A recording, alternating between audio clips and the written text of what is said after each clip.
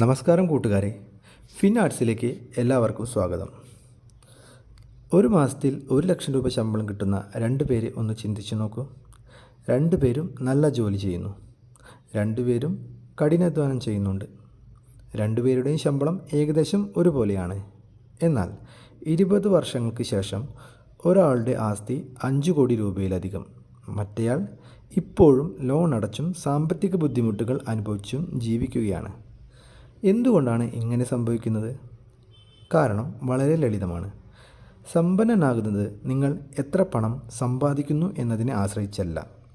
നിങ്ങൾ സമ്പാദിച്ച പണത്തിൽ നിന്ന് എത്ര സേവ് ചെയ്യുന്നു, എത്ര നിക്ഷേപിക്കുന്നു, എങ്ങനെ ഗ്രോ ചെയ്യുന്നു എന്നതിനെ ആശ്രയിച്ചാണ്.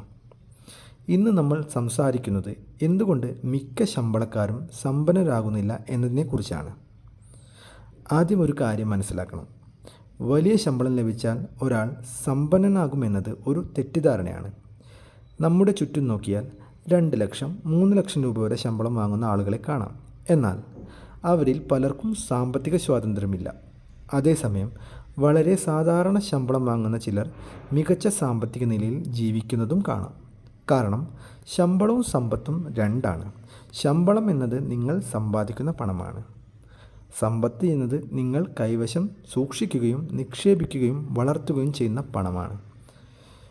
ഇതിനുള്ള കാരണങ്ങൾ എന്താണെന്ന് നോക്കാം. ആദ്യത്തെ കാരണം, ശമ്പളം കൂടുമ്പോൾ ചെലവും കൂടുന്നു. ഇതാണ് ലൈഫ് സ്റ്റൈൽ ഇൻഫ്ലേഷൻ.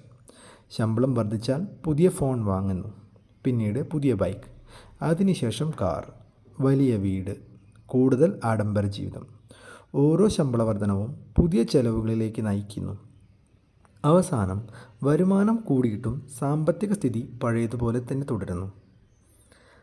രണ്ടാമത്തെ കാരണം EMI ട്രാപ്പാണ്. ഇന്ന് എന്തും EMIയിൽ വാങ്ങാൻ സാധിക്കും.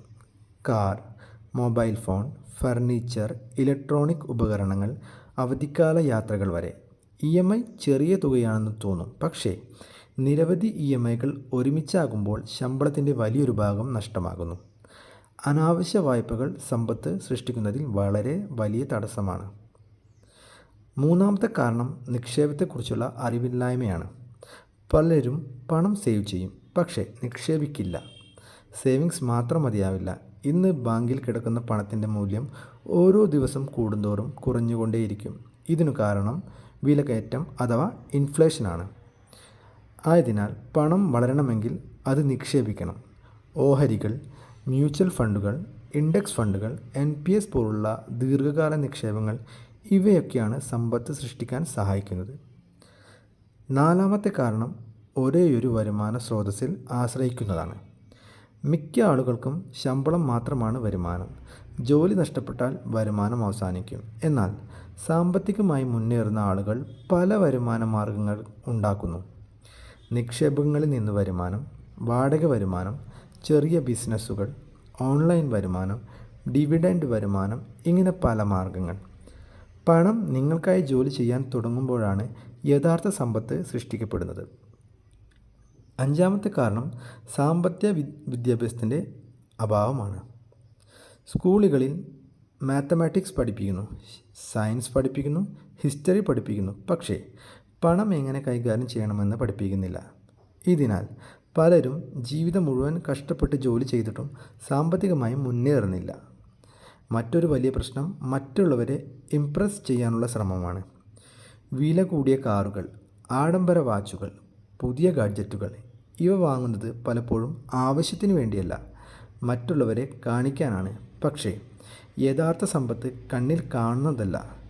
നിങ്ങളുടെ ബാങ്ക് ബാലൻസ്, നിങ്ങളുടെ നിക്ഷേപങ്ങൾ, നിങ്ങളുടെ ആസ്തികൾ, അതാണ് യഥാർത്ഥ സമ്പത്ത്. അപ്പോൾ എന്താണ് പരിഹാരം? ഒന്നാമതായി, നിങ്ങൾ വരുമാനത്തിൽ നിന്ന് കുറഞ്ഞത് 20% സേവ് ചെയ്യുക. രണ്ടാമതായി, 6 മാസത്തെ ചെലവിന് തുല്യമായ എമർജൻസി ഫണ്ട് ഉണ്ടാക്കുക. മൂന്നാമതായി, സ്ഥിരമായി നിക്ഷേപിക്കുക. നാലാമതായി, അനാവശ്യ വായ്പകൾ ഒഴിവാക്കുക. അഞ്ചാമതായി, പണത്തെക്കുറിച്ച് പഠിക്കുന്നത് ഒരിക്കലും നിർത്തരുത്. ഓർക്കുക, സമ്പത്ത് ഒരു ദിവസം കൊണ്ട് ഉണ്ടാകുന്ന ഒന്നല്ല. വർഷങ്ങളോളം ശരിയായ തീരുമാനങ്ങൾ എടുത്താൽ മാത്രമാണ് സമ്പത്ത് സൃഷ്ടിക്കപ്പെടുന്നത്. വലിയ ശമ്പളം സഹായിക്കും, പക്ഷേ അതുമാത്രം പോരാ. അച്ചടക്കവും ക്ഷമയും ദീർഘകാല നിക്ഷേപവുമാണ് യഥാർത്ഥ രഹസ്യം. അവസാനമായി ഒരു കാര്യം മാത്രം ഓർക്കുക. നിങ്ങൾ സമ്പന്നനാകുന്നത് നിങ്ങൾ സമ്പാദിക്കുന്നത് കൊണ്ടല്ല, നിങ്ങൾ സേവ് ചെയ്യുകയും നിക്ഷേപിക്കുകയും ചെയ്യുന്നത് കൊണ്ടാണ്.